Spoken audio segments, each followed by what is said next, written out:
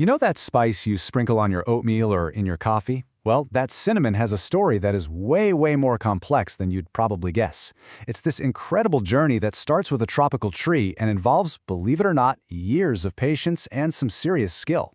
So today we're going to trace that path, from a tiny seed all the way to the final harvest. So let's ask the big question. Where does cinnamon really come from? I mean, yeah, we all know it's tree bark, but how does it actually get from being part of a living plant to that fragrant little stick sitting in our kitchen?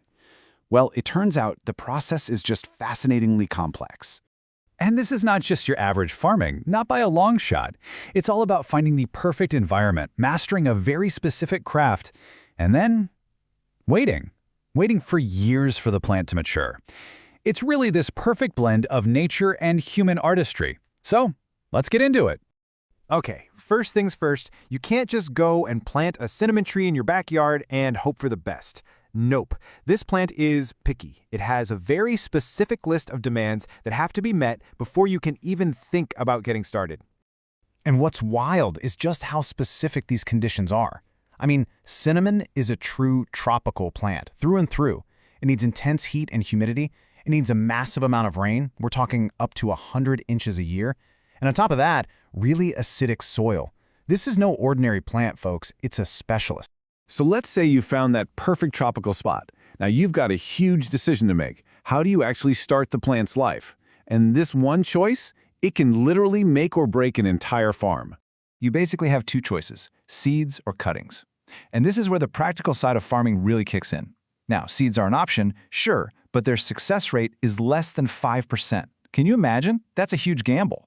So it's really no surprise that commercial growers almost always use cuttings, which are just way more reliable. Now for the actual planting. Everything, and I mean everything, is timed perfectly with the monsoon rains. This gives the young plants the best possible shot at survival. Farmers dig these precise pits, they space them out to let them grow into big bushes, and they even plant multiple seedlings in each hole.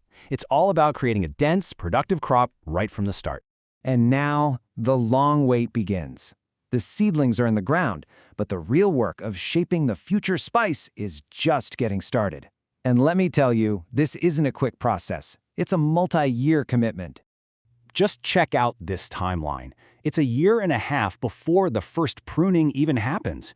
You might get a tiny harvest around year 3, but it's not the good stuff yet. The magic number is 5. It takes over 5 years for that plant to finally mature and produce that intensely flavorful, high-quality bark we're all after. So how do they keep the harvest going? Well, with this amazing technique called coppicing. Basically, by cutting the tree down to a stump, they force it to grow multiple new shoots from the base. This turns a single tree into a dense, productive bush, which means more cinnamon and a much easier harvest. It's a pretty brilliant farming hack, if you ask me. All right, after years of waiting, we have arrived at the main event.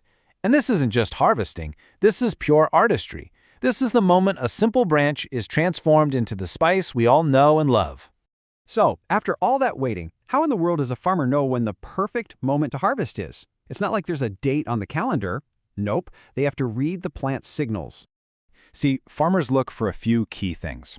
The rainy season is absolutely crucial because it makes the bark way easier to peel. Then, they look for stems that are about pencil thick with a nice uniform brown bark. It's this perfect combination of timing and just reading the plant's biology. And this is where the artistry really shines. Let's break it down. First, they cut the stems. Then, they scrape off all the rough, bitter outer bark. Now, this next part is incredible. They rub the stem with a brass rod to loosen the valuable inner bark. Then, with a special little knife, they peel off that paper-thin inner bark in one long, delicate strip. Finally, those strips are dried in the shade, and as they dry, they naturally curl up into the cinnamon sticks, or quills, that we recognize. You know, the key thing to remember here is that this is not a skill you can learn in a week. It's a traditional art form, and it's often passed down through families for generations. The precision needed to peel that thin bark without it breaking, it's just incredible. And just to give you a sense of scale, we're not talking about a small backyard garden here. A single commercial farm can have thousands of these bushes. There's one farmer in Uganda who cultivates 6,000 trees on just 25 acres. Now just imagine harvesting all of that by hand. So the next time you open a jar of cinnamon, just take a moment. What you're holding in your hand isn't just a spice. It's the result of a 5-year wait, a very specific tropical climate, and the skilled hands of an artisan. It's years of patience and artistry in every single grain.